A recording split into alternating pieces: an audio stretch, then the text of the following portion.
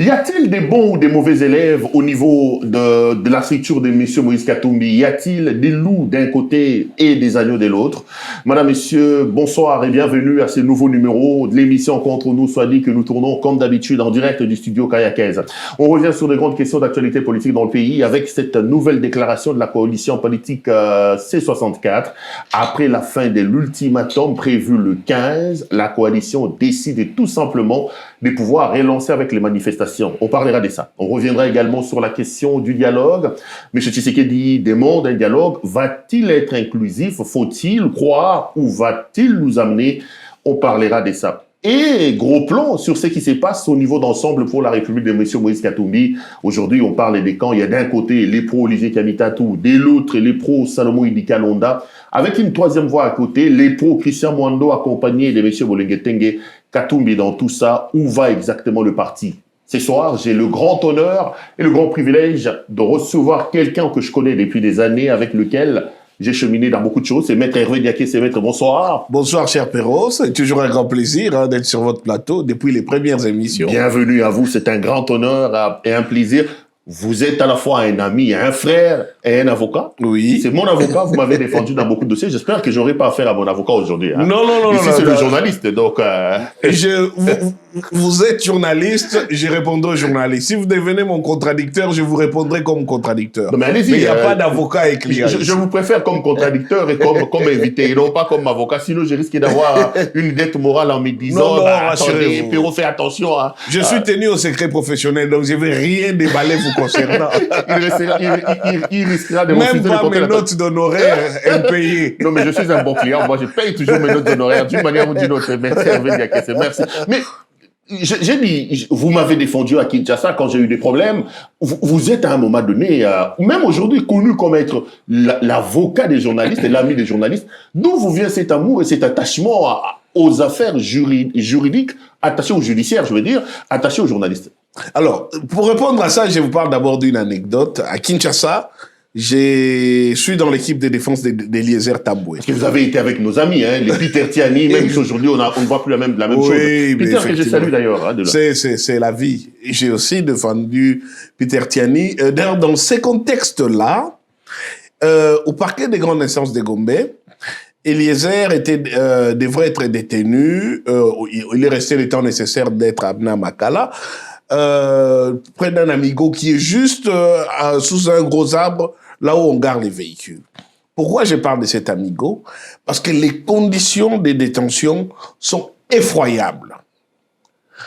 Donc, vous y entrez, quelle que soit la saison, il y règne une chaleur étouffante, asphyxiante.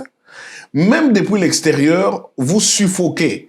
Et les gens qui en sortent sont toujours en train de transpirer d'une manière impossible. C'est un vrai mouvoir d'une certaine manière. C'est en tout cas un endroit indigne. Sauf que, et c'est ça encore l'ironie dans l'affaire, les personnes arrêtées, donc quand les parquets ferment ses portes, sont obligés de négocier avec les gardiens pour qu'ils ne dorment pas à l'intérieur de cette cellule-là, mais pour qu'ils puissent plutôt dormir dans les couloirs des bâtiments du parquet. Et ça, il faut payer. Il faut payer très cher. Et en ce moment-là, nous en parlions avec Eliezer parce qu'on était indignés. Même les Peter Tiani et autres, ils connaissent l'affaire. J'ai dit, Eliezer, un jour, tu vas devenir une autorité ici. Souviens-toi de cet endroit. Et fais tout. Même quand tu vas siéger un jour au Parlement, dénonce cette affaire. Ah oui, maître, c'est inadmissible, c'est vrai. Il payait cher, hein. Et crois-moi, le coût, c'était au minimum $200 par nuitée, hein. Les familles se battent. Pour avoir la possibilité de dormir à l'extérieur, dans le couloir. Dans le couloir, avec les moustiques, mais pas à l'intérieur. Pas à l'intérieur de cet amigo-là. Jusqu'au moment où je parle, ces systèmes continuent. Donc c'est la même situation, rien n'a changé, pas même d'un seul iota. Eliezer est devenu député. Il est ministre. Maintenant encore, il a la possibilité d'en parler à son homologue de la justice et des droits humains. Que ce système est inhumain. Mais le plus drôle, c'est quoi?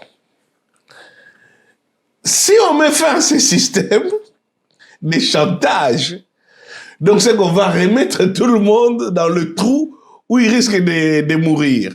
Donc, ils vont même nous en vouloir d'avoir dénoncé le fait que... Donc, il faut, un, qu'il n'y ait plus un cachot aussi indigne. De deux, qu'on puisse au moins utiliser ces locaux où on a l'habitude alors de mettre les gens dans la journée, alors qu'on trouve 2 ou 3 bureaux des magistrats, on en fait des vrais locaux aérés, et cet amigo-là, on les remplace, on en fait des bureaux. Donc rien n'a changé selon votre information. Rien n'a changé, Eliezer est devenu député, après, il est devenu ministre, tous vos collègues journalistes qui sont passés par là, après, bon, peut-être le traumatisme, personne n'ose plus dénoncer cet endroit-là. Donc, en parlant. Alors, pourquoi la presse après avoir devenu la presse, Eliezer a quel pouvoir? On lui tiendra par rigueur. Qu'est-ce qu'Eliezer peut changer? Non, ne minimisez jamais l'impact d'une voix qui a connu l'injustice. Parce qu'en tant que député, il pouvait interpeller les ministres de la Justice, qui, lui, pouvait les répercuter au progrès général après la Cour de cassation, qui allait les répercuter au PG, pour que non seulement la question de soumettre les justiciables au chantage des gardiens d'Amigo cesse, parce que tous savent, c'est une grosse hypocrisie, les gens dorment dans les couloirs des bureaux des magistrats, jusqu'à 4 heures du matin où on vous sort pour aller vous laver devant un gros tonneau, un robinet qui est sous l'arbre là, avant maintenant de rester assis sur la banquette qu'on a enlevé de la banquette arrière d'une voiture où les gens ont l'habitude de se mettre là en train de recevoir la famille. Donc, c'est un endroit c'est indigne. Et c'est du gros chantage auquel on est soumis là-bas. Donc, Eliezer aurait pu interpeller un ministre, faire du bruit dans son émission par parole aux députés ou des trucs comme ça. Et ce faisant, créer un mouvement d'opinion sur la dignité des conditions carcérales. Parce que moi, c'est parmi mes rêves, mais on en parlera si un jour moi, je suis en position d'autorité. Okay. La presse, c'était, en fait, à la base, sérieusement, dans ce que j'avais voulu, moi, être dans la vie, j'ai dit, si je ne suis pas acteur de cinéma, je serai musicien. Mais ma mère ne voulait surtout pas. Vous avez une belle voix, alors, il vous arrive de... Non, j'ai perdu ma voix. J'ai perdu, mais bon. En même temps, donc à côté de ça, donc c'était plus, je crois, des questions d'expression artistique qui m'intéressaient, ou alors être journaliste. Et à la fac, alors, figurez-vous, peut-être ça vous ne savez pas, dans mon parcours, j'ai été collaborateur du journal Le Grognon. OK. J'étais en secondaire. C'était un magazine satirique, hein? Satirique des Nzongi Ambali. Et je connaissais des gens comme Achille Ekele. Ouais. C'était des aînés qui m'aidaient à... Là, j'étais en 5e secondaire, en littéraire. Donc, j'écrivais un peu dans les styles Grognon. J'ai collaboré dans le magazine Disco Hit, toujours dans la presse écrite. J'étais à l'époque bien encadré par le vieux Kikim Kingunza, Kikim Afri, qui est décédé. Et je suis allé étudier au Congo central, à l'université Congo, l'ancienne Unibase. Et j'avais mon journal L'éruption du volcan. Et puis après, j'ai imprimé un seul numéro du journal Les Big Bang. Un journal étudiantin. C'est un grand amour pour vous, la presse. Extrêmement indépendant, qui n'apparaissent que quand ses moyens financiers les lui permettent. Donc, oui, je m'étais dit aussi, à la rigueur, si je ne suis pas avocat, je serai journaliste. Parce que j'aime la liberté d'expression. Je n'aime pas les gens qui empêchent les autres de penser autrement, de s'exprimer autrement. Même si je dois le reconnaître, il y a un aspect d'un certain journalisme que je n'aime pas, celui qui consiste à salir les réputations des gens, à soumettre des gens au chantage réputationnel. Ça, c'est du journal, c'est même pas du journalisme. C'est de la propagande des caniveaux. J'aime pas. Mais la liberté d'expression, la confrontation d'idées, les caractères sacrés des faits, Ça, c'est mon combat. Et à un moment donné, on doit le reconnaître, c'est la liberté des tons des journalistes qui a pu sauver notre démocratie, surtout ce qu'on appelait à l'époque les journalistes engagés. Oui. Et donc moi, j'étais très fier d'être celui qui portait leur voix quand on les muselait. Bah, merci. Moi, je me rappelle une fois, on s'est fait arrêter à l'Amigo, à la police criminelle avec Peter Tiani et les autres. Exactement. Je vois comment vous vous êtes battus pour qu'on nous libère à 23h, quelque chose comme ça. Exactement. Profite de ça pour vous dire merci en direct ici. Non, je vous transmettrai ma note d'honoraire en direct. Non, c'était des moments extraordinaires. Effectivement. Merci. Qui pouvait croire que nous nous retrouverions aujourd'hui ici? La vie étant ce qu'elle est. Ben voilà. Allez, maître, vous êtes politique, vous êtes porte-parole d'Ensemble pour la République. Ce parti s'est fait parler de lui récemment ici, pas en de bons termes, une sorte de conflit interne entre d'un côté Olivier Kamitatou et de l'autre Salomo Idi Kalonda. Je voulais d'ailleurs qu'on commence par là, mais avant d'y arriver, vous êtes ici pourquoi? Vous êtes en exil. Vous êtes également un fouillard, comme la plupart des hommes politiques ici. Tshisekedi dit que, même Mouyaya l'a dit, citez-moi des gens qui sont à l'étranger, c'est tout simplement des fouillards. Vous n'êtes pas ici en exil pour des raisons de maltraitance ou pour des raisons de répression politique. Vous, Hervé Diakese, qu'est-ce que vous faites en exil? Très bien. Mais permettez-moi... Vous savez, c'est Mouyaya qui en a parlé. Mouyaya en a parlé, oui. Il pose la question, il dit, citez-moi les noms. Lucide Katumbi, il dit, mais attendez, tout ça. Ce sont des faux exilés, des gens qui n'ont jamais eu des problèmes avec le pouvoir, mais qui se retrouvent à des auto-exilés d'une certaine manière. J'allais répondre à M. Mouyaya, mais comme il n'est pas présent, voilà, je vais d'abord vous expliquer une chose. Pourquoi on peut se retrouver en exil?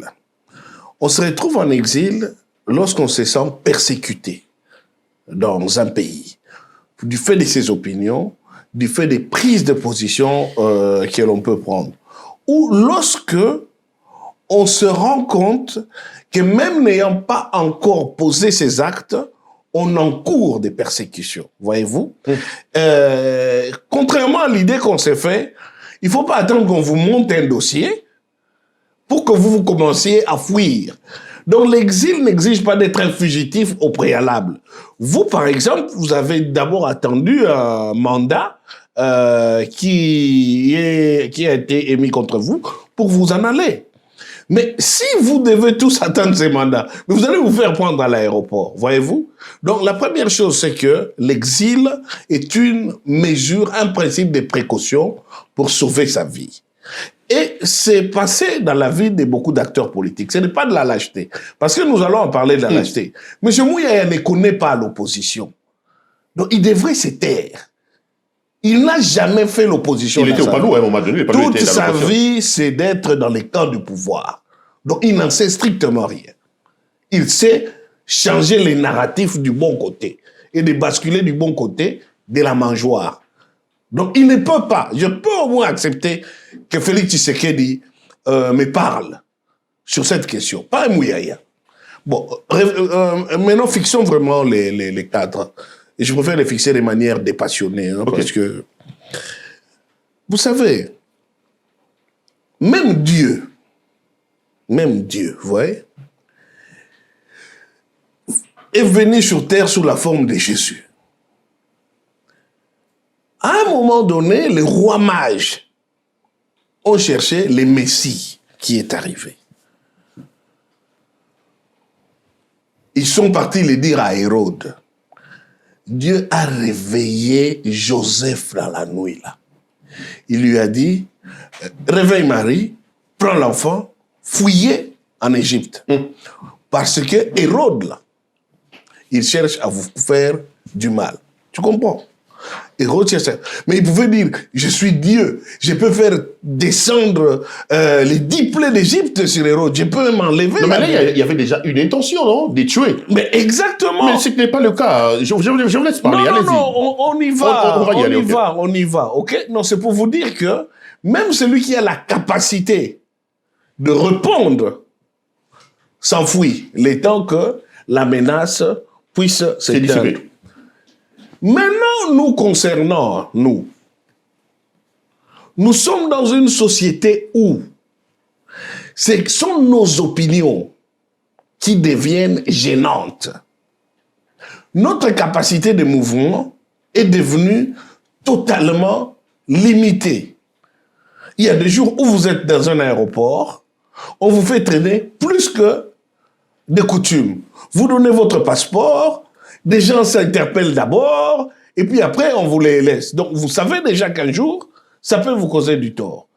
Vous avez votre propre président. Dès qu'il veut prendre un avion, des fois, on interdit les survols, soit on interdit ses mouvements, et puis après, on dit, on va lui monter une affaire de pistes à Moulonde.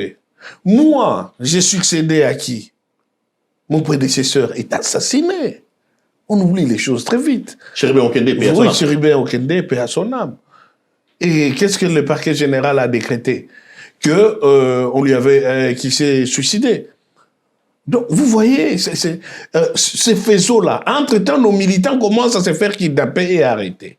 Donc, nous n'avons plus d'autre choix que de nous dire, dans l'état actuel des choses, n'attendons pas qu'on nous monte un dossier, qu'on nous crée une situation avant de prendre nos précautions. Donc c'est par prédiction que vous êtes parti. Oui, parce c'est par prophétie et non pas parce qu'il y avait des faits. Non, pas prophétie, par analyse. Vous êtes prophétisé vous-même en disant, en tout cas, l'allure où vont les choses, on prédit que demain, ça sera mon cas. Je peux laisse-moi fuir. Non, par analyse des situations objectivement comparables. C'est aussi simple que ça. Un élément analytique. Vous avez dit, ici, pour tel propos, on lui a fait cesser. Les chefs, pour telle situation, on a fait ceci. Donc, si on ne peut pas frapper les bergers, on frappera les troupeaux. Et donc, si je dois rester ici, soit je dois me museler, soit je dois déjà me comporter emprisonné intérieur, ou je vais attendre le jour où on va me saisir mon passeport et je commence à pleurer. Non, je constate que dans l'état actuel des choses, l'allure que prend les régimes, la nature de la répression qui se met en place, je ne saurais pas exercer convenablement mes compétences. Je n'ai pas à combattre ces régimes depuis l'extérieur. Et le courage, la bravoure pour vous en politique, ça ne représente absolument rien. Il n'y a pas longtemps ici, j'étais avec Olivier Kamitatou, j'ai lu et sorti un mot qu'il a sorti. Oui, parce que vous avez brocardé. Non, quand j'ai dit que Katumbi était un fouillard, parce qu'il n'y a pas de dossier. Est-ce que la bravoure, le courage des gens comme Lumumba, comme Tshisekedi, qui ont bravé la dictature de Mobutu, des gens comme Sesanga, des gens comme Fayulu, qui bravent aujourd'hui la tyrannie de Tshisekedi, eux, ils sont pas politiques, vous êtes mieux qu'eux. C'était aussi Kyungwa Koumanza. Des gens comme Kyungwa Koumanza, votre père. Oui, très bien, parce que je vous dirai à quel moment Kyungwa Koumanza a dit à Moïse de partir. Non, mais la bravoure, la question de la bravoure. Nous venons dans la bravoure. Maintenant, vous me laissez répondre, parce que c'est à partir de ces moments-là que moi aussi, au fait, donc vous, là, vous n'êtes pas brave, hein? Vous êtes ici avec moi. J'avais un mandat. Moi, j'avais un mandat. Donc ça, mais la bravoure... Vous l'avez pas eu. Et puis moi, je suis pas politicien. Non, je suis pas politicien. Vous êtes journaliste. Je suis journaliste. La bravoure, mais il fallait aller affronter ça. Non, moi, je suis pas politicien. Et m'appeler de venir vous défendre. Non, on ne joue pas sur le même terrain. On ne joue pas sur le... Vous courez pour avoir le pouvoir. Moi, je cours aussi pour aller se faire tuer et qu'on décrète qu'on est suicide. Ah, ok, très bien, on va revenir. C'est un mauvais contournement. Non. C'est les mêmes principes. Je ne suis pas politique. C'est les mêmes principes. Nous parlons de liberté publique. On n'a pas les mêmes objectifs. Mais maintenant, revenons aux politiques. Très bien. Et je veux parler d'Étienne Tshisekedi et tout. Laissez-moi développer mon raisonnement. Donc, s'exiler, c'est une preuve de lâcheté, etc. Vous êtes des fouillards. Des fouillards, etc. Très bien. Premier postulat, donc je vous ai dit que vous avez dit, bon, Jésus, on ne voulait pas les tuer, mais plutôt Hérode... J'ai dit l'intention était là. L'ordre était même déjà donné. On a tué d'ailleurs des enfants plus tard.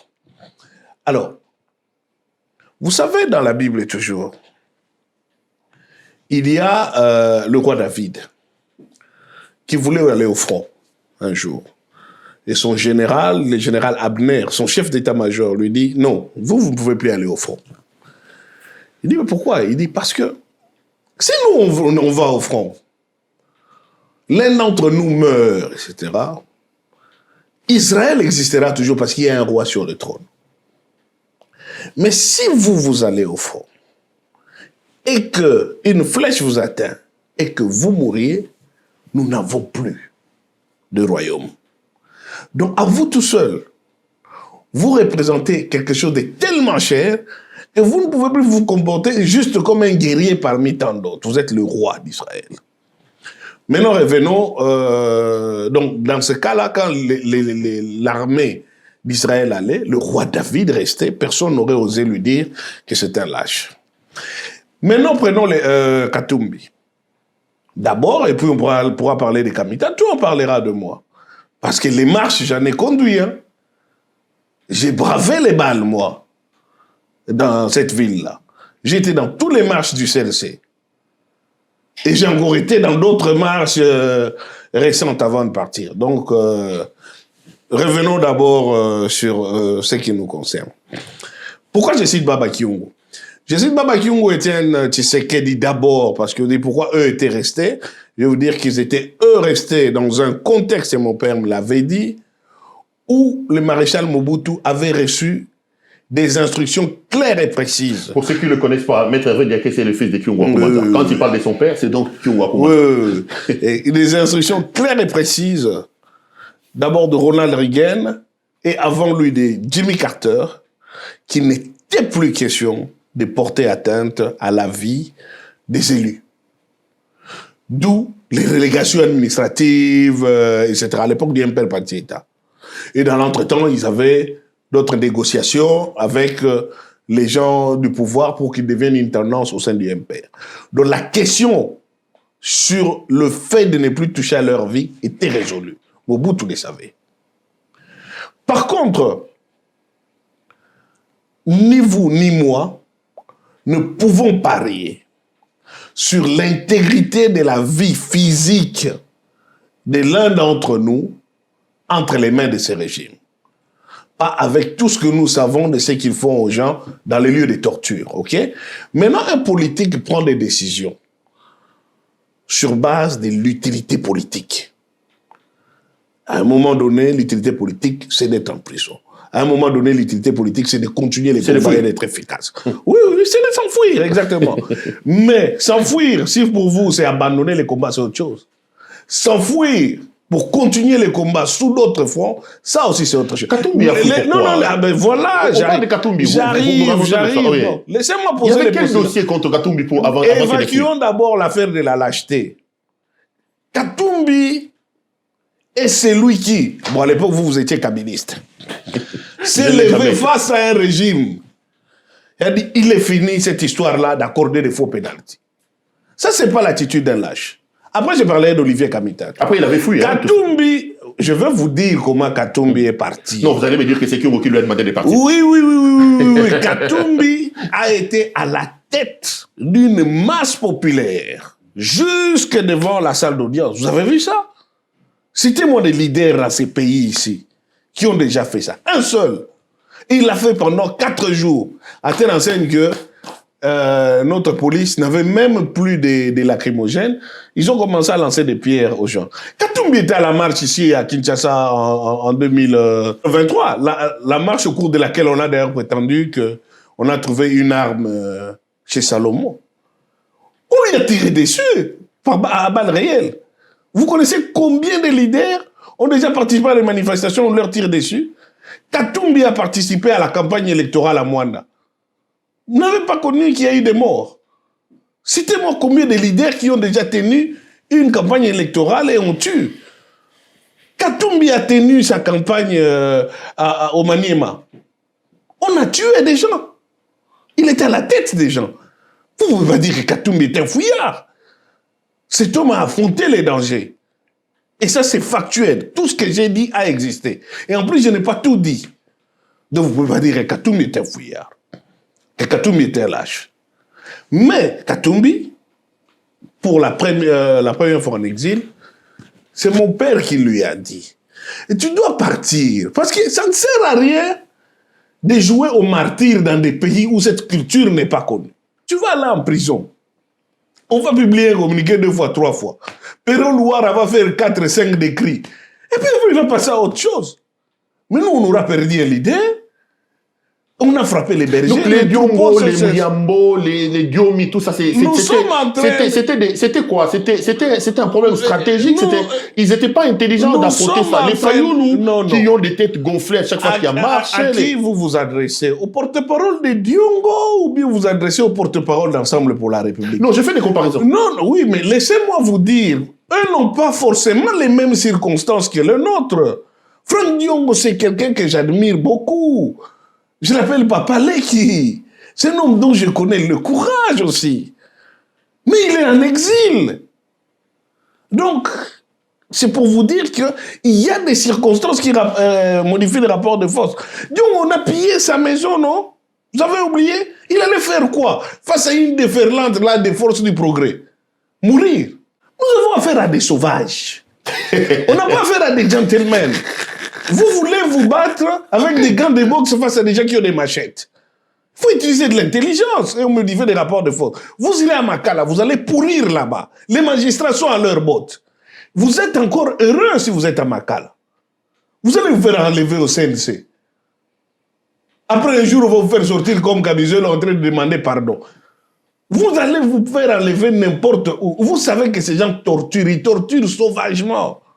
Ils soumettent des gens à des situations que je ne peux pas décrire ici, par décence. Juste pour les humilier. Donc vous n'êtes pas des lâches, vous n'êtes pas des fouillards. Les dangers étaient réels. Nous ne sommes pas des lâches et nous avons déjà prouvé ça. Nous avons affronté la répression. Vous également, vous et Kamitatou, à qui on vient de remettre maintenant, Olivier Kamitatou. Olivier Kamitatou, franchement. Olivier Kamitatou a déjà pris les armes. Vous parlez de qui? Kamitatou n'a rien à prouver. Olivier Kamitatou était un belligérant. Il était au front. Il était secrétaire général d'un mouvement politico-militaire. C'est à ce titre qu'il était à San City. Il a encore quelque chose à prouver. Contre Mouzé. Donc il faut justement qu'on en arrive là.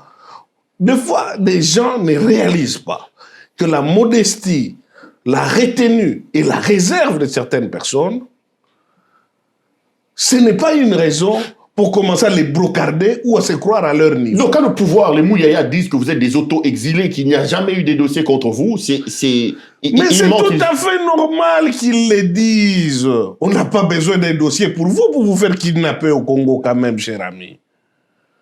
Ngoyi Mulunda, statut de réfugié en Zambie, s'est fait kidnapper. Ça fait 3 ans. Vous savez où il est? Vous êtes pourtant un grand journaliste d'investigation. Vous savez où il est? Donc si Katumbi s'est fait kidnapper, il disparaît. Après 2, 3 décrits là, la vie a continué. Oui, mais c'est vrai. Ou pas? Bon, nous gagnons quoi? C'était exactement la même chose que mon père a dit à Moïse. Et ce que j'ai dit, je sais aussi, un autre chef d'État avait dit ça à Moïse. Mais comme il m'avait confié ça à titre personnel, je ne dirais pas. Il dit, nous sommes en Afrique, mon ami. Il y a des cultures hein, qui ne sont pas encore les nôtres. Mon père lui avait dit, Chairman, tu es à Makala. Après, c'est fini. On n'a plus de parti, on n'a plus rien.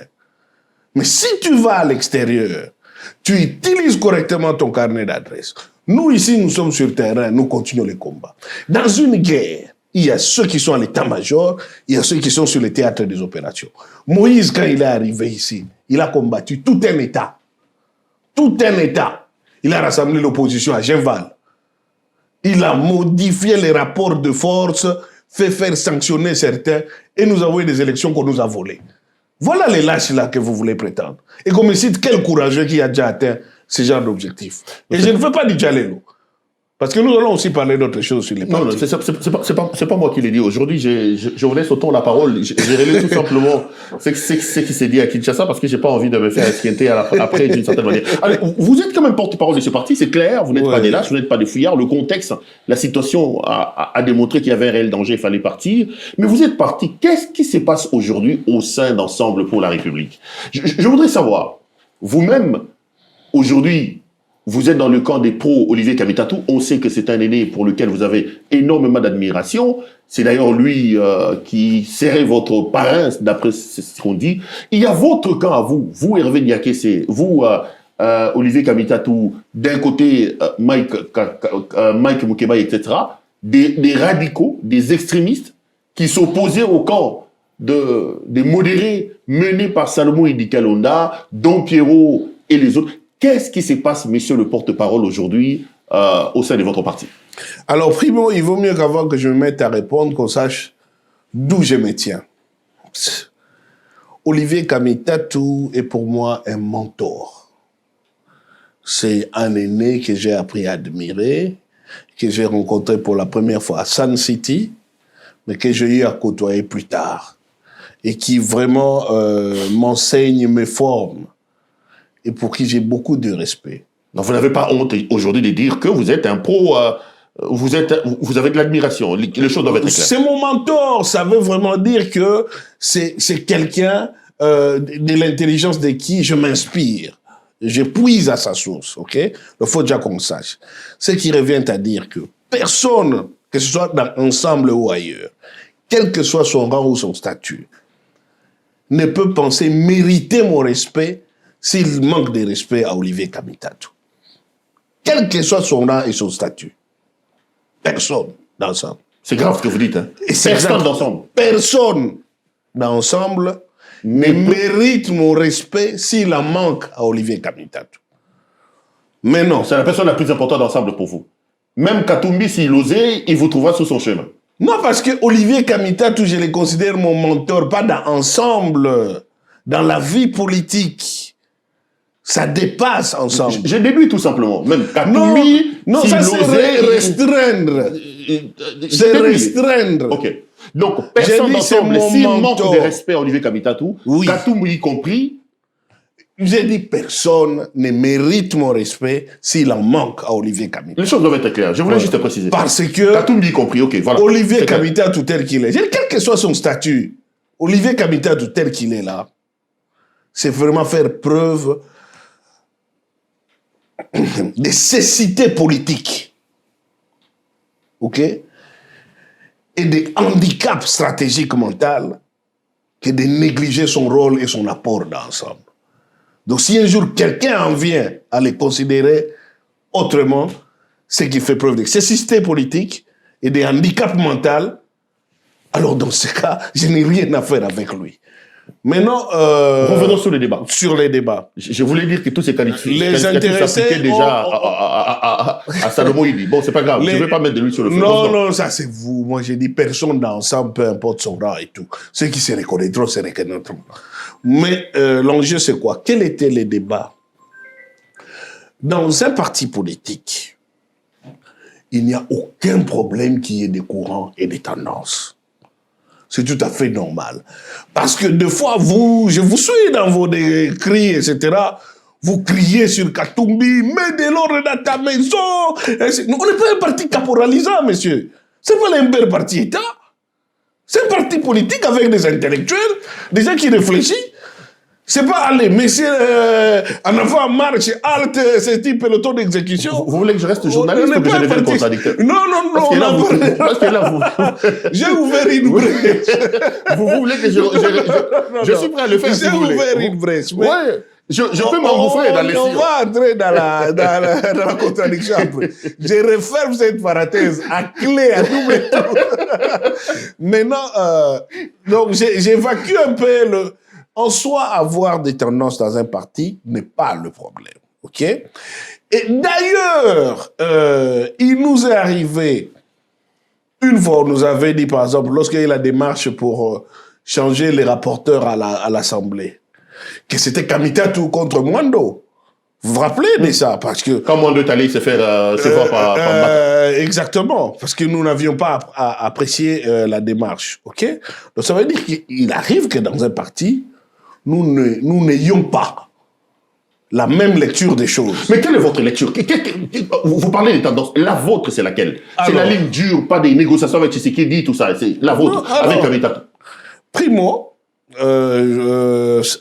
nous sommes ce que vous appelez la ligne dure, mais c'est gênant parce que ce n'est pas exactement comme ça que ça se présente. Vous, les journalistes, Vous simplifiez à outrance, peut-être pour faciliter la consommation.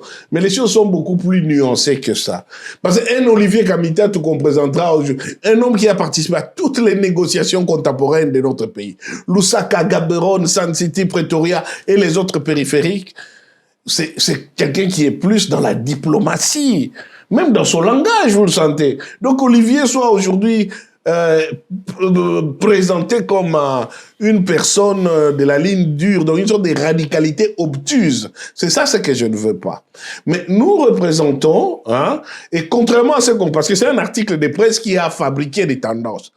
Quand on fabrique des tendances, c'est comme si il existe des sous-groupes de gens homogènes qui réfléchissent, s'entendent et publient éventuellement des prises de position. Ce qui n'est pas le fait. Non, mais il y en a, vous n'allez pas en cacher. Lorsque dans cette guerre entre Olivier Kamitatu et Salomon, il dit, on a vu, et Salomon écrit un message, je n'ai pas envie de le lire ici, pratiquement. Il ne faut pas le lire. Il faut pas lire. Jusqu'à menacer à mort d'une certaine manière, promettre la mort à Olivier. Non, vous allez me dire que ça, on n'est plus dans le courant. Justement. Lorsque Onyemba écrit à s'attaquer en insultant pratiquement Katumbi, et plutôt Kamitatu en disant qu'il croit être le plus intelligent alors que c'est nul. Allez voir dans le tweet. On n'est plus dans les tendances. Alors, on est dans les insultes et même dans les menaces de mort. Qu'est-ce qui se passe? Permettez-moi. Je ne tiens surtout pas à entendre. Non, j'ai le texte. Gardez-le pour vous. Que Salomon a envoyé à Olivier. Gardez-le pour vous, parce que tout ce qui vient des caniveaux, on n'a pas besoin de les extraire pour en sentir les miasmes. Qui était dans le caniveau? Vous voulez dire quoi? Les messages de Salomon étaient dans le caniveau? J'ai dit tout ce que vous... Salomon est dans le caniveau, vous voulez dire? Tous ces messages que vous voulez me citer sont des messages des caniveaux. Non, je ne veux pas les entendre. Moi, je parle des rédacteurs. Salomon... Je parle des messages. Mais Onyemba qui attaque, c'est des caniveaux. Moi, ce que je sais, ça m'étonne même parce que c'est que Onyemba a toujours été vis-à-vis d'Olivier d'une grande... il faut aller lire son tweet. Il a été assez salé contre Olivier Kamitatu. Je ne sais même pas qu'il avait écrit à Olivier. Il est dans le caniveau. Lui, je lui parlerai d'ailleurs directement et il me donnera une version plus claire de ça. Mais revenons de cette histoire. Vous ne parlerez pas directement. Vous cherchez la polémique. Non, mais cherche pas la polémique. Mais laissez-moi vous... Après, vous parlerez des Salomon, des Pierre, des Jacques, etc. J'en ai rien à cirer. Je vous explique la situation politique. Elle est plus importante que les individus et les individualités. Vous voulez connaître les rapports de force ou les tendances qui se sont créées. Revenons sur ça. Laissez-moi venir ça. C'est des courants qui sont normaux dans un parti politique, mais moi je vous dis que on a dépassé les caps des courants parce qu'il y a eu des menaces de mort, il y a eu des insultes. Allez-y. C'est parce que quand vous en êtes arrivé là, vous commencez à me lire les messages. Et j'ai dit, je ne veux pas entendre ces messages. Pour moi, ça vient des caniveaux, ça doit y rester. Mais maintenant que nous discutions de faire la différence entre les courants, je veux bien, après que nous émettions des points de vue qualitatifs sur certains propos, je veux bien. Et on a suffisamment d'élégance pour les dire, et même des capacités de les réfuter sans citer des noms. On avance nulle part avec ça. Allons-y. C'est pourquoi je vous ai dit, je les répète, dans Ensemble pour la République. Quel que soit les statuts de la personne, si vous manquez de respect à Olivier Kamitatu, je n'ai aucune estime pour vous. J'ai l'impression que Kamitatu doit créer son parti politique et vous amener. Revenons sur le courant. Kamitatu était président il faut réciter mais c'était à la société civile, non. Parlons de courant. J'ai d'autres rapports personnels aussi avec Moïse Katumbi. On parlait des courants, revenons. On parlait des courants. Vous voyez. Revenons sur le courant, ok. Alors, la question de courant n'a jamais été problématique parce que quelquefois où ces courants ont donné l'impression de se manifester, il y a publiquement, je vous ai parlé par exemple à l'époque, on disait qu'il y avait un clash avec Olivier et moi. Là, le courant ici, c'est vous. Vous parliez du fait que nous, on disait que vous étiez la ligne dure, qu'il était des extrémistes. Oui, j'ai dit non. En fait, c'est quoi? Ok. Quelle est notre position? Et elle est conforme à toutes les déclarations publiques des Ensemble pour la République. Ok? C'est pourquoi quand on parle des positions d'un courant, ça m'étonne parce que c'est la position du parti. Primo, le respect de l'ordre constitutionnel n'a jamais changé. Ça veut dire que nous ne voulons pas un changement de constitution, nous ne voulons pas que Tshisekedi puisse avoir un troisième mandat. Ça, c'est notre position. La deuxième chose, adhérer à l'initiative de médiation des évêques et de l'ECC et de la SANCO. La troisième chose, demander à Moïse Katumbi, ça c'était vraiment les décisions que nous avions prises lors de notre conclave de Bruxelles d'ailleurs, de rassembler autant que possible toutes les forces politiques et sociales qui vont adhérer à cette lecture des choses, à savoir pas de changement de constitution, pas de troisième mandat et mobilisation. Comme ça que nous nous sommes retrouvés à C64. Alors, par exemple, peut-être quelque chose de nouveau et qui, à mon sens, c'est plus Olivier Kamitatou et moi. Nous intégrons la nécessité de maintenir, si ça n'existe plus, disons de maintenir, parce que nous espérons que ça existe, si ça n'existe plus, de remettre en place un contact, une passerelle permanente avec nos amis de Sauvons, la RDC. Avec Kabila. Et particulièrement, un contact direct entre les Raïs, Joseph Kabila et Moïse Katumbi.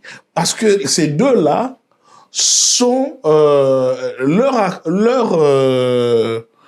je dirais pas complicité, mais je dirais au moins que leur alliance objective peut sérieusement inverser le rapport de force politique pour l'opposition non armée.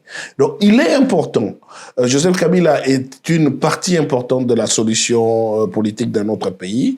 Et tout dans la stratégie de Félix Tshisekedi a été de torpiller toute possibilité d'entente entre Moïse Katumbi et Joseph Kabila.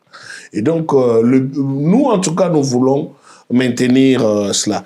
Il y a aussi certains parmi nous, peut-être, qui sont pas trop d'accord avec là-dessus, parce que... Et l'autre courant de caniveau auquel vous opposez? Il n'y a pas de courant de caniveau. Vous voyez ça? Je peux pas...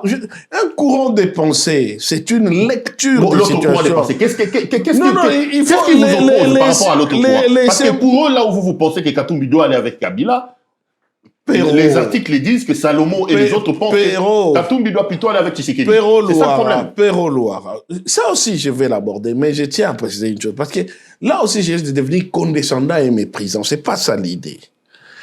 Si moi, j'appartiens à un courant de pensée, je peux pas dire que le courant de pensée des autres, c'est un courant de caniveau. Non, c'est moi qui l'ai dit, vous pouvez le répéter. Non, je peux pas non plus les laisser dire. Non, mais j'ai dit les propos insultants émanant de quelques individus sont des propos de caniveaux et je ne veux pas en parler. C'est deux choses différentes. Mais les mêmes personnes peuvent tenir des propos de caniveaux totalement inadmissibles et émettre de points de vue politiques totalement acceptables. On est en politique, donc il faut toujours faire la part des choses. On est dans la nuance dans cette vie. Alors maintenant, certains de nos amis disent, il faut pas aller pied et poing lié chez Joseph Kabila. D'abord parce qu'il est à la base de la situation que nous connaissons avec Félix Tshisekedi. C'est leur deal qui a fait que on ait volé les voix à Martin Fayoulou et ça a ouvert la continuité de la crise actuelle. La deuxième chose, on n'est pas certain que le camp le camp Kabila est dans une logique de réparation des dégâts causés. Certains sont peut-être dans une logique de restauration dans le sens de retour au pouvoir. Vous voyez, c'est des choses que vous avez même très souvent dénoncées. Et donc, nous n'avons vraiment aucune garantie que les amis ne veulent juste pas faire Raïs Isbak. Voilà. Alors, nous, si on leur dit, mais si nous regardons très bien, à partir du moment où Joseph Kabila a adhéré à la logique de respecter la Constitution, mais cette logique de respect de la Constitution sous-entend qu'il n'y a plus de troisième mandat, donc même lui n'a plus une possibilité de retour. Qu'est-ce qui vaut mieux comme engagement que cet engagement-là? Je le trouve même de très loin plus concret que l'engagement qu'il faisait quand il était encore en fonction. Je respecterai la Constitution, mais de quelle manière, on ne sait pas.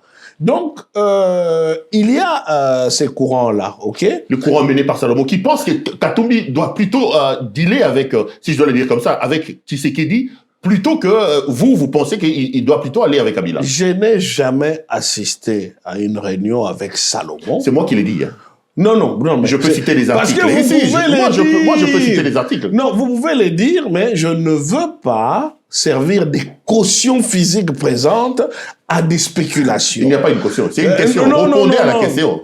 Non. Il y a le courant Kamitatu qui estime... Tout à l'heure, là, nous parlions... Vous me parlez que je suis votre avocat. Il y a des choses que vous me confiez sur les secrets du secret professionnel. Donc, je ne peux pas, même si dans une affaire, mais avec Perrault, comment ça s'est passé? Ça, ce sont nos affaires.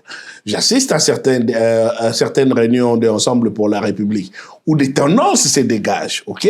Et à ces réunions-là aussi, je ne viendrai pas tout... Non, mais laissez-moi vous dire la responsabilité de ces tendances. C'est moi qui le porte. Moi, je serai là toujours pour dire ça, je ne sais pas. Mais ce que je sais... Vous avez la liberté de ne pas savoir. Mais vous n'avez pas le droit de m'empêcher de les dire. Non. Donc, la tendance est, Olivier Kamitatu, vous, Mike Moukeba et les autres, qui pensaient que il ne faut pas trop croire en Tshisekedi, il faut plutôt ouvrir le pont avec Kabila. Ça, c'est l'article que vous citez. J'assume l'autre. Il y a Salomon Idikalonda, Don Pierrot et les autres qui, eux, travaillent en sous-main pour rapprocher Katumbi de Kabila, plutôt de Tshisekedi. Alors, voilà les deux tendances. Mais la question, elle est celle-là. Non, permettez de rectifier une chose.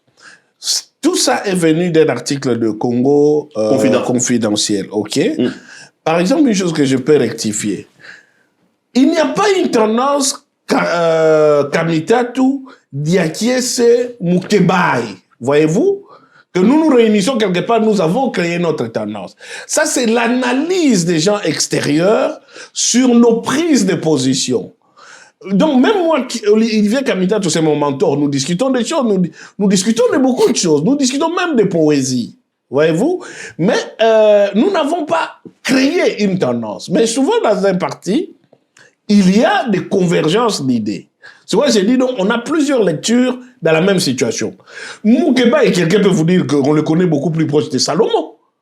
Alors, comment vous direz que Moukeba est dans la tendance Kamitatu? Donc, c'est un peu, nous reflétons ce qu'est notre société.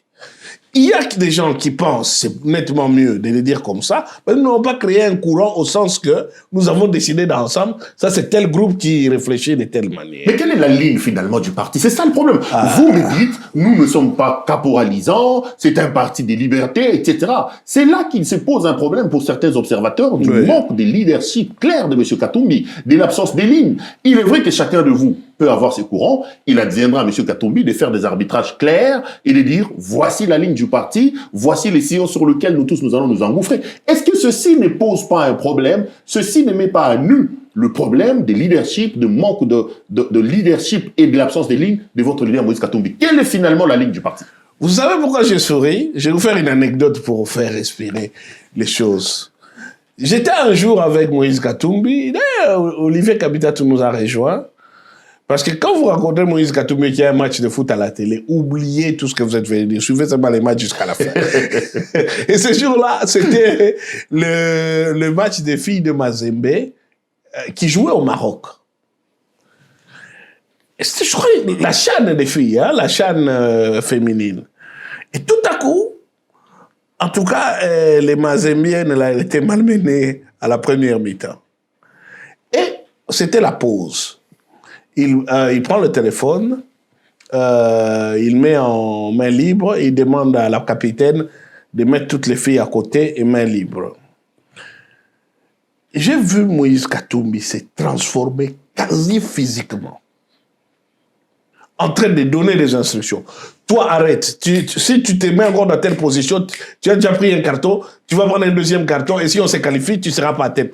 Toi, tu te mets à telle position. Toi, tu es en train de tourner à tel endroit, ça ne vaut pas la peine. Mets-toi à tel endroit, et tu verras quand tu marqueras. Il va développer les compétences de l'entraîneur. Oui, il se transforme en entraîneur. Il a, vraiment. Il a appris, il a dit, mettez, etc. Vive l'anarchie. Non, toujours est-il que, le match a changé, hein.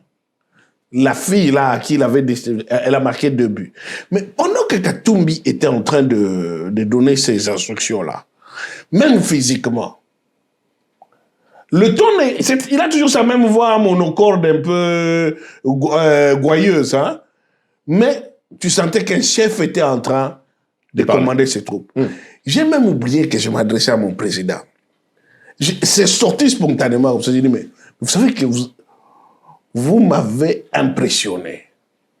Jamais je vous ai vu dans cette allure-là de commandement. Et même son épouse a rigolé. Il dit, mais en politique, c'est pas la même chose. La politique, c'est pas une équipe de football. Voyez-vous? La politique, vous parlez de la ligne du parti, ok? En fait, derrière la ligne du parti, vous êtes en train de me demander que Moïse décide de nous dire, vous taisez-vous, vous non, taisez-vous. les arbitrages.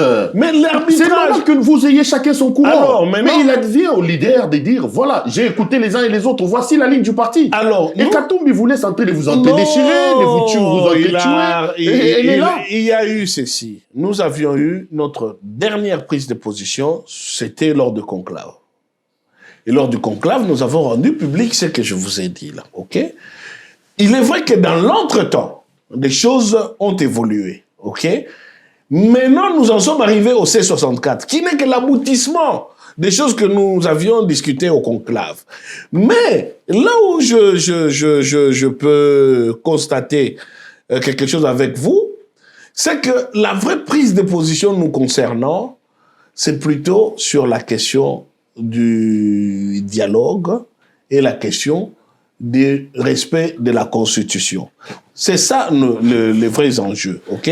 C'est pas la question de savoir s'il y a X tendance ou Y tendance, parce qu'il y aura. On va parler. Mais je veux parler de ça. Là, oui, alors par contre, l'autre chose facile. qui doit aussi être où je suis parfaitement d'accord avec vous, mais sur un autre registre, c'est le président doit clarifier le rôle des gens dans les dispositifs. Permettez-moi d'être précis, mais ne brocardez pas. Non, je vous laisse parler. Mon but n'est pas de minimiser ou de... Je comprends que vous ayez même décidé de prendre les expressions de votre mentor. Ça, c'est lui, Olivier Kamita. Allez-y. Oui, mon but, on ne va pas passer au ras des pâquerettes, c'est ça. Mon but, c'est... On ne va pas aller au pâquerette. Non, mon but est vraiment de clarifier. Je veux dire quoi par là? Il y a... Dans la Bible, par exemple, je vois le général Abner qui dit à David, ne va pas au front parce que si tu pars et que tu meurs, nous, on n'a plus de chef. Dans ce passage-là, dans les livres de rois, on parle même des hommes du roi. Les généraux qui ont fait des exploits autour du roi David. C'est dans toute organisation, il y a un chef. Il y a, par exemple, vous avez vu l'empereur Napoléon. Et il y a à Paris un boulevard, le petit périph', là, avant d'aller au grand périph', la ceinture intérieure qu'on appelle le boulevard des maréchaux. Avec tous les maréchaux d'Empire, Lannes, Soult, Davout, Bessières, etc. Ney et tout. Pourquoi? Parce que la grandeur des chefs est reconnue aussi par la grandeur de ceux qui collaborent avec lui. Le but dans un parti, nous on est avec Katumbi, parce que je sais d'autres questions que vous alliez me poser là-dessus. Pas à cause de sa fortune. Non mais c'était censé la question. Je vais revenir. Nous sommes avec Katumbi parce que nous croyons qu'il peut devenir président de la République et mener ce pays vers des lendemains meilleurs. Si Moïse Katumbi nous dit « ça ne m'intéresse plus la politique », nous le saluons. Merci président, ce fut un grand plaisir de vous accompagner jusqu'ici. Au revoir. Notre but n'est pas de savoir qui se met à côté de Moïse Katumbi pour apparaître sur une photo. Même dans les marches, etc., Olivier Kamita, on se mettait toujours derrière. Il y a toujours une flopée de gens qui viennent tel à gauche, tel à droite. Là. Il doit apparaître sur la photo. Mais vous venez déjà avec lui de Lubumbashi. Laissez même d'autres être là-bas. Vous voyez? Notre but n'est pas de savoir qui sera à côté de Katumbi. Notre but est de savoir qui va aller prendre le pouvoir avec lui. Maintenant, regardez. Il y a autour de Napoléon, qui était empereur, à part les maréchaux, il y a aussi ces aides de camp. L'aide de camp, c'est les derniers qui voient l'empereur, c'est les premiers que voit l'empereur sur les champs de bataille. C'est son rôle. OK? Préparer les vêtements, préparer les chaussures, assurer l'intendance. Mais c'est une bonne chose parce qu'il apporte aussi à l'empereur le confort et la tranquillité nécessaires pour vaquer à autre chose. Mais si l'aide des camps se mêle des questions des maréchaux. Quelle insinuation. Alors là, c'est dangereux. Non, c'est vrai. Non, c'est vrai. Allez-y, je vous en prie. Parce que quand Olivier Kamitatou... Je suis arrivé là où vous êtes, ne vous inquiétez pas, allez-y. Quand Olivier Kamitatou était en train de faire des négociations à Saint-Cité, il y a des gens qui vendaient de la viande boucanée ou étaient en train de vendre des vêtements... des chaussures. Ou des vêtements ou des chaussures en contrefaçon. C'est des chaussures, oui. C'est un ancien vendeur de chaussures, ça c'est non, je ne sais pas de qui on parle. On peut aussi réussir dans les chaussures. C'est une bonne chose. Mais la vraie question, Soutor, né ultra crépidam. Vous connaissez d'où vient cette expression? Allez-y, vous avez la parole. Il y avait un peintre qui avait fait vraiment une très belle peinture. Ok? J'ai oublié le nom de ce peintre. Et c'était tellement réaliste qu'il a aussi dessiné une sandale. Sauf que, on les appelait les corroyeurs, les cordonniers, hein, Soutor, c'est les mêmes termes. Lui, ce type-là vient, il regarde la sandale et il dit au peintre, non, cette sandale, elle n'a pas été vraiment dessinée comme il convient. Il y a ceci, il y a cela. Ah, il dit, c'est un expert sur la question. Le peintre a dit, oui, d'accord, effectivement, cette sandale, je vous crois. Mais au lieu de se limiter là, il veut aussi commencer à donner son opinion sur les dimensions, la nature de la peinture globalement. Alors là, les peintres nous disent, non, Soutor, né ultra crépidam, cordonnier, toi ne vas pas au-delà de la sandale. Toi, reste sur la sandale. Reste là. Donc, parler maintenant de la grande carte, c'est pas ton boulot. Donc, les décans doivent rester à... D'où l'expression ultra-crépidianisme. Donc, des gens qui veulent aller au-delà de leurs compétences. Voyez-vous? C'est de ça dont nous parlons. Autour du chef, il y a les aides de camp, il y a les officiers d'ordonnance, il y a les maréchaux. Et Kamitatou, lui, c'est un maréchal. Mais comment donc, monsieur? Kamitatou est un très grand maréchal d'Empire. Kamitatou, lui tout seul, c'est une armée. Si nous perdons Kamitatou aujourd'hui, on est foutus. C'est bien ça, les dangers. Attendez, l'ensemble, c'est Katumbi, c'est pas Kamitatou. Qu'est-ce que vous voulez dire? Attendez à ne pas aller quand même dans l'adoration et dans l'attendez. Je vais les démontrer. Attendez. Je vais les démontrer. Qu'est-ce qu'on nous reproche aujourd'hui? D'être un parti katangais. Parce que toutes les voix qu'on nous a volées, les quelques rescapés que nous avons eus sont du Katanga. OK? Donc, les lieutenants les plus proches de Katumbi sont des Katangais. Tu ne vas pas faire une campagne nationale avec ça. Tout l'Ouest est avec Tshisekedi. Quelle est la plus haute personnalité de l'Ouest que vous avez autour de Katumbi? Non swahilophone. Citez-moi, parce que vous dites je ne dois pas aller jusque-là. On fait la politique. Analysons, monsieur, du décryptage. Je vous laisse 10 minutes. Non, allez-y, c'est vous qui avez la parole. Hein. Donc, vous comprenez? Et qui est Kamitatou? Kamitatou porte l'héritage du G7. Donc, la grande légitimité de la grande armée qui est partie avec Katumbi pour bloquer les changements de la Constitution. Kamitatou représente l'héritage de Charles Mwando. L'héritage de Gabriel Kyungwaku Mwanza. L'héritage de Pierre Lumbi. C'est ça. Donc, à lui tout seul, il est le dépositaire de cette longue lignée de témoins politiques qui permet aujourd'hui que nous puissions avancer. Alors, vous dites, non, mais vous restez là. Parce que le problème, c'est quoi? C'est cette tendance... Donc, il part aujourd'hui, ensemble, tombe. Mais nous manquons de... Moi, je suis du Congo central et du Katanga.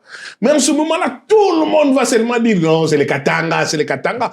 Katumbi n'a plus de répondants de cette dimension à l'ouest. Tout l'ouest avec Tshisekedi. Les Bemba, parce que papa José Ndundo, l'âge et tout ça.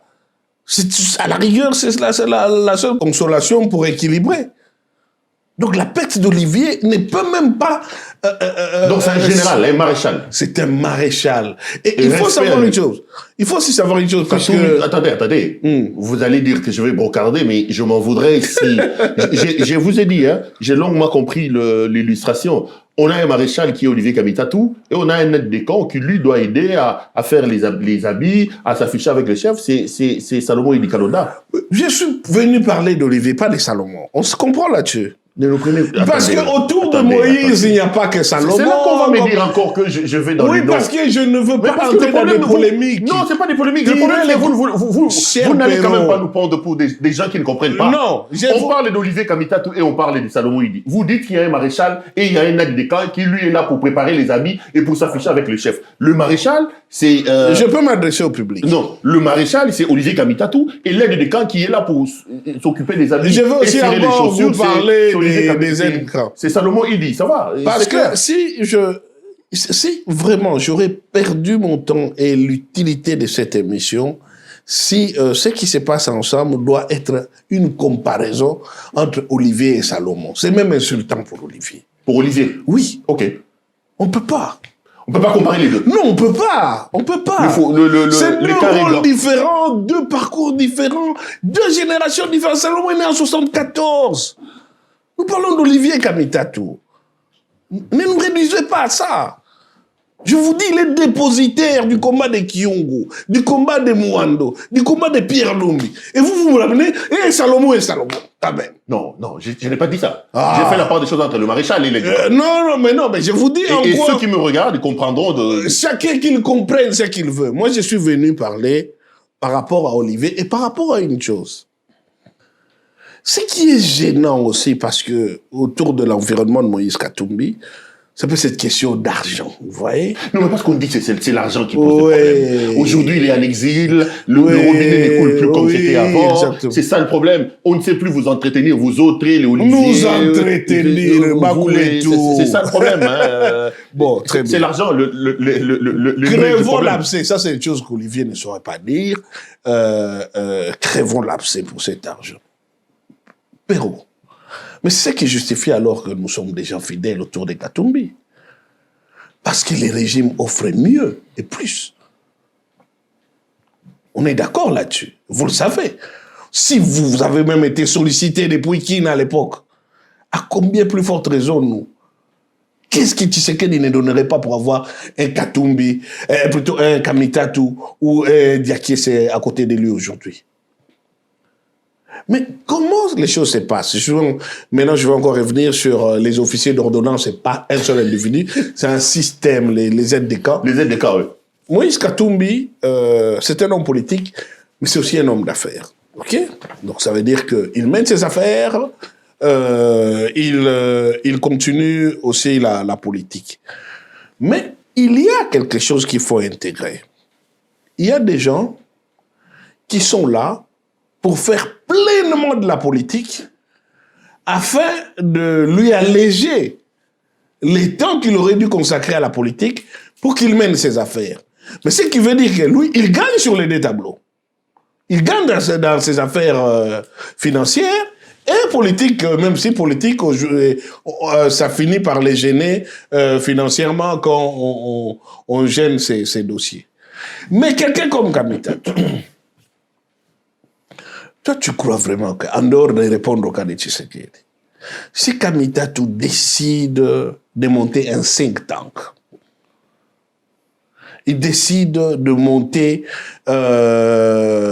une ONG du genre Open Society, d'accompagnement de projets, d'accompagnement des investissements. Perrault, tu as vraiment un label Kamitatou Diakiese.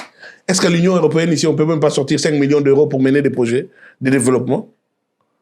Tu ne penses pas? Est-ce qu'on ne peut même pas, une entreprise qui veut investir dans la sous-région, Olivier Kamitatou avec son carnet d'adresse, il est président honoraire du réseau libéral africain. C'est pas un lambda. Mais si nous tous, nous commençons à chercher à aller gagner de l'argent. Donc vous n'êtes pas là pour l'argent? Non. Continuons sur ces registres-là pour te dire, même moi qui te parle, Perrault, Mais nous perdons des fois de l'argent simplement parce que nous sommes proches de Katumbi. Parce que moi, je faisais des consultances quand j'étais à la société civile. Je suis dans un réseau d'experts en matière électorale, d'experts sur les questions de droits de l'homme, d'experts sur des questions de modes alternatifs de résolution des litiges et aussi même de justice pénale internationale. J'ai déjà mené une mission de consultance avec Avocats sans frontières Belgique, l'extérieur de Kinshasa, financée par l'Union européenne sur les questions de modes alternatifs de règlement des litiges, des médiations sur les conflits fonciers, qui sont d'ailleurs des conflits qui vont encore revenir sérieusement au pays. Mais pourquoi je ne peux plus continuer ce genre de consulting? Parce que je suis politiquement encarté. Donc, il y a des marchés. Donc, vous perdez plus d'argent que vous en gagnez en étant avec Katumbi. Évidemment. Donc, cette blague-là de croire que, donc, si Katumbi ne nous... ne pompe pas les... nous sommes morts. Nous perdons de l'argent. Mais donc, nous restons par conviction. Alors, si aujourd'hui, j'ai un besoin financier et que je le présente à Katumbi, il donne ou il ne donne pas, ça ne compense pas. Alors, soyons sérieux. Soyons sérieux. J'ai un master 2 recherche en droit pénal comparé. J'ai un master 2 professionnel en mode alternatif des règlements de litiges. Droit pénal comparé et politique criminelle européenne. De Paris 1, Panthéon-Sorbonne, et l'autre de l'Université catholique de Paris. J'ai une dizaine d'années, depuis 2013, au barreau de Paris, et 26 ans, depuis août 2026, comme avocat, depuis la RDC, sans compter 3 ans comme défenseur judiciaire. J'étais coordonnateur de la commission électorale indépendante, la première, la CEI, avec l'abbé Maloumal. Secrétaire général adjoint du gouvernement provincial du Congo central. Celui qui m'avait élevé dans cette fonction, c'est le gouverneur Mbachi Bachia, qui est en train de me suivre. J'étais chef de cabinet adjoint du juge Ouassenda à la Cour constitutionnelle avant de démissionner et de suivre Cindy Kadokolo et plus tard les CLC. J'étais directeur de cabinet de Baba Kyungu. Les temps nécessaires de l'aider à gérer la partie de l'Assemblée nationale. Vous ajoutez avec les CV de Kamitato, vous croyez vraiment que nous, avec un tel CV, nous pouvons être pauvres? Si nous décidons aujourd'hui de nous occuper de l'argent. Nous sommes des hommes de pouvoir, pas des hommes d'argent. Non, il faut que les choses soient très claires là-dessus. Vous êtes des hommes de pouvoir? Oui, pas des hommes d'argent. L'argent nous suit. Donc il y a un temps où on accepte les sacrifices. Il y a les temps, avec Olivier Kamitatou, on prend du jambonneau, avec du pouilly, et puis il y a des temps, on galère. Dernièrement, j'étais en train, et un jour, une grosse aventure m'est arrivée. Je devais prendre les derniers trains à la gare du Nord à Paris. J'arrive, et je vois juste, ils ont fermé déjà le portail automatique. Je devais prendre le bus de nuit. J'ai dormi dans le bus, j'ai dépassé mon arrêt. Donc j'ai dû prendre un hitch. J'ai dit, mais je serai à Kin, vraiment, moi, ici. Ou au Katanga, comme un prince. Et alors c'est pour se faire insulter par des lambdas. Comme si nous étions des va-nu-pieds. Ça doit cesser. Ça m'a indigné. Ça, c'est qui doit les faire arrêter, le président Katumbi lui-même? Non, je suis venu faire cesser ça. C'est ça mon but ici sur place. Le respect s'impose par soi-même. Si vous commencez à avoir besoin de quelqu'un pour vous faire respecter, vous avez cessé d'être respectable. Donc vous imposez le respect à Kamitatou, à votre personne, donc les gens doivent vous respecter. Vous savez, je vous dis la vérité, en vous regardant, j'ai vraiment l'impression que je veux dire le mot, c'est pas le mot que je voulais dire. C'est un combattant arme à la main qui est venu aujourd'hui, et j'ai l'impression que cette émission risque encore de créer plus de polémiques que de ramener la paix au sein d'Ensemble pour la République. C'est un sentiment, hein, je peux avoir tort, mais j'ai vraiment l'impression que là, c'est mon but. J'ai l'impression d'avoir en face de moi un porte-parole qui dit assez, on en a marre, il faut que ça s'arrête. Ah oui, en ce qui concerne les manques de respect, oui. Ça donc c'est tout, il faut que ça s'arrête. Ça doit cesser. Les manques de respect, on ne va plus le tolérer. Ça, c'est... On a beaucoup encaissé. Olivier a fait plus de 10 ans, là, sans être... il a pris quel ministère? Rien. Même quand les autres sont entrés au gouvernement. Est-ce que vous pensez qu'Olivier a encore un avenir dans cet ensemble? Attendez, non, laissez-moi finir ça. Quand l'esprit est en train de m'inspirer, ne m'arrêtez pas. On lui a monté cette sale histoire des porteurs de mallettes de Katumbi. Parce qu'il descendait d'un jet avec ses propres mallettes et devait prendre un autre avion. Qu'est-ce qu'on n'a pas sorti comme insanité à son sujet? Mais il est resté droit dans ses bottes, parce qu'il avait un objectif. Mais ce qui est pire, c'est quand les insanités qu'on croit venir de ceux qui nous insultent sont recyclées par des gens dans notre propre camp en cas de conflit. Ça, c'est inadmissible. Mais nous restons avec Moïse Katumbi. Est-ce qu'il a encore l'avenir au sein d'ensemble? Il y en a qui disent que son niveau est trop haut, le caniveau dans lequel il s'est fait tirer aujourd'hui au niveau du parti. J'ai parlé avec certains de ses proches. Hein. Ils me disent d'ailleurs il y a une totale contradiction avec beaucoup dans son entourage. Sa fille a démissionné. Oui, Sona c'est ma jeune sœur. Sa fille a démissionné d'ensemble. Je parle avec son entourage, on me dit qu'on ne comprend pas. Il n'a plus son avenir dans cette boue dans laquelle Moïse et ses proches, et notamment ce que vous appelez peut-être des aides et des camps, sont en train de les tirer. Est-ce que vous pensez qu'Olivier Kamita a encore son avenir au sein d'ensemble? Olivier Kamita a une mission qu'il est en train de mener. Je vous ai dit qu'il est le dépositaire d'un combat. Est-ce qu'il a encore l'avenir ensemble? Est-ce que sa place est encore ensemble? Il est l'avenir d'ensemble. Pas il est l'avenir d'ensemble. À côté de Moïse Katumbi. Et vous savez, quand ces incidents ont surgi, j'étais surpris parce que moi, déjà, m'ont appelé. Ah, il faut trouver la paix. J'ai dit non. Moi, j'ai un parti pris. Je ne suis pas un médiateur. Je suis un belligérant. Voilà le mot que je trouvais. Je voulais dire, heureusement que vous le sortez vous. Un belliqueux, un belligérant. Non, un belliqueux. Avez-vous déjà vu surgir ensemble sur d'autres choses autres que défendre les partis par rapport à l'extérieur? Jamais. Dans cette affaire, je suis avec Olivier. Si Olivier part, je pars. J'ai beaucoup d'estime pour le président Katumbi. Parce que je suis avec lui quand j'ai remarqué ses qualités humaines. Je suis avec lui, c'est l'homme qui m'a aidé aussi à ce que nous finissions la construction du mausolée de mon père. Donc, ce sens humain-là, c'est des choses que j'admire beaucoup. Mais je ne verrai pas ma place dans un ensemble où Olivier peut être traité de cette manière et être obligé de partir. Ça, c'est niette. Mais toujours le respect, la déférence et l'amour que j'aurai pour Katumbi. Parce que Moïse Katumbi, pourquoi je le soutiens? Je l'ai déjà écrit dans mon livre et dans mes vidéos. À part tout ce qu'il a été au Katanga, il reflète une réussite que nous aimerions voir appliquée dans le management de la gestion de l'État. Quand on voit Futuka, quand on voit Machamba, quand on voit Mazembe, quand on voit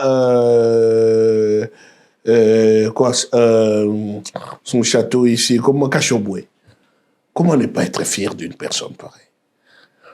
Comment ne pas être fier? C'est notre fierté.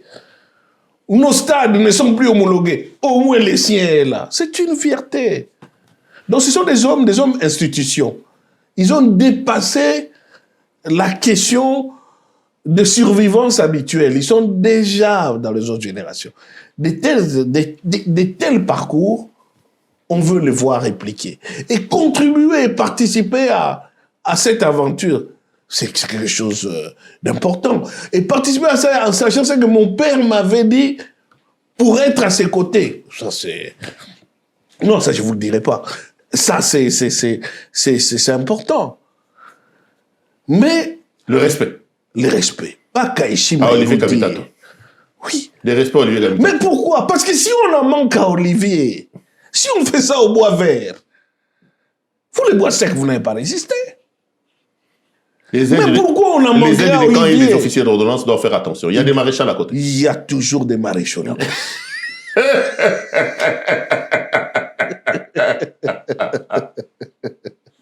Ah là là, là, là. Je ne sais même pas si je vais vous faire réagir par rapport à l'actualité parce que je sais pas. Bon, attendez, un mot quand même. Madame, monsieur, vous suivez l'émission Contre nous soit dit.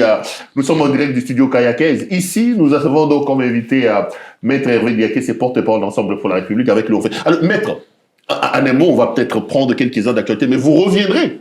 Oui, si vous êtes en dépassage en Belgique, cette fois-là, on reviendra sur l'actualité parce que émission aujourd'hui, j'ai quand même voulu qu'on fasse un gros plan sur la situation ensemble et qui a fait couler beaucoup d'encre et des salives. J'espère vous avoir laissé les temps. J'espère n'avoir pas été contradicteur. Non, non, non, non, non, ni brocardeur. Et on n'est pas allé au ras de pâquerette, même si à un moment donné, on a failli. Olivier Kamitat vous a abîmé. À Bénicio, Kamitat a Bénicio, j'allais dire ça, les gars, comme on dit chez nous. Il a des têtes sur moi. Non, Kamitat a Bénicio. Allez, l'actualité, c'est quand même cette histoire de retour de la coalition C64. Oui. L'ultimatum n'a pas été respecté par M. Tshisekedi, donc c'était le 15. Le mouvement va relancer les manifestations. Est-ce qu'aujourd'hui, vous qui êtes aujourd'hui ensemble, je connais votre indépendance d'esprit et d'opinion, est-ce que vous ne vous rendez pas compte que c'était une erreur que de croire en Tshisekedi et de suspendre la manifestation du 22? Est-ce que la coalition C64 ne s'est pas fait une fois de plus savoir par Tshisekedi? Saint-Augustin utilisait l'expression Félix culpa. C'est étonnant.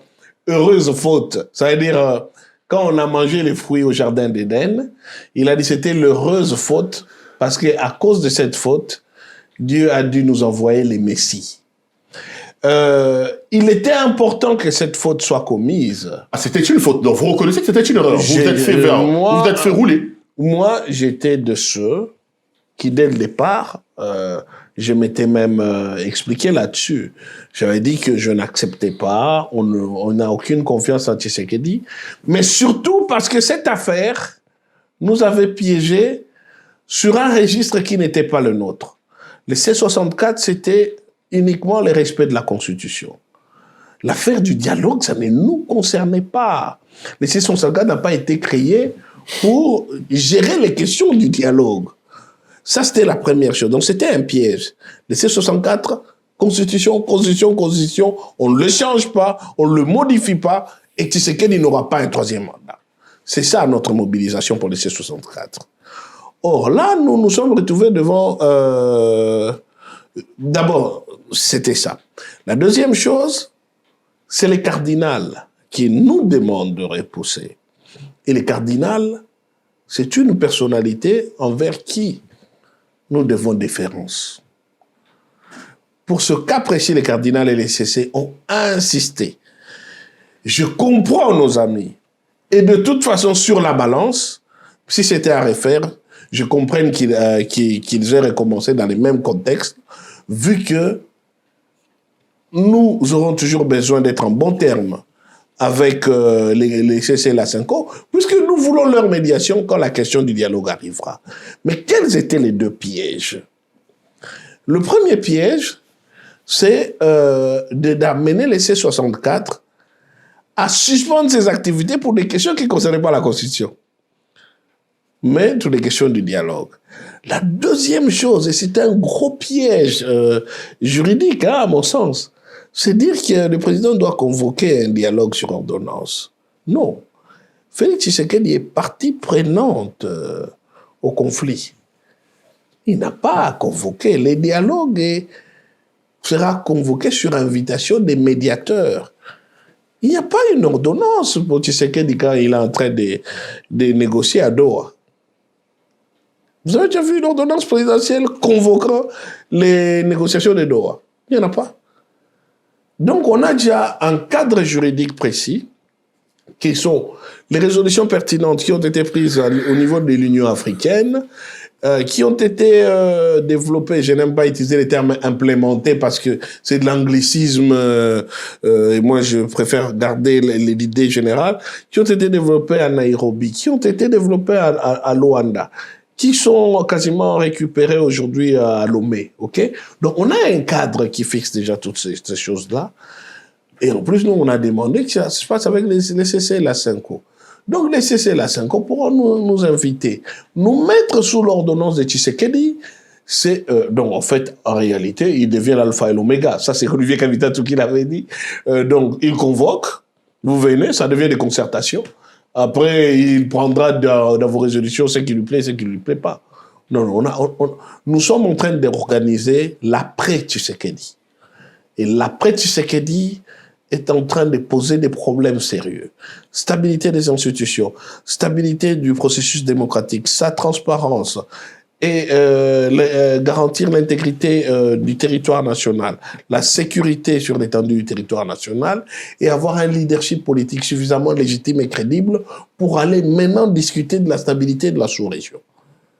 Donc on n'est pas là pour traiter des questions subalternes. Non, mais maintenant, est-ce que vous croyez, vous donnez encore un avenir à la Coalition C64? Parce qu'aujourd'hui, il faut quand même qu'on se le dise, hein, ces suspensions ont désarmé d'une certaine manière l'opinion, une manifestation est programmée pour le 15 septembre. Est-ce qu'ils peuvent, vous croyez qu'on peut rallumer la flamme? Oui, les flammes, vous savez, même quand les brindilles, tant qu'il y a encore Dieu dit, je n'éteindrai pas les tisons qui fument encore.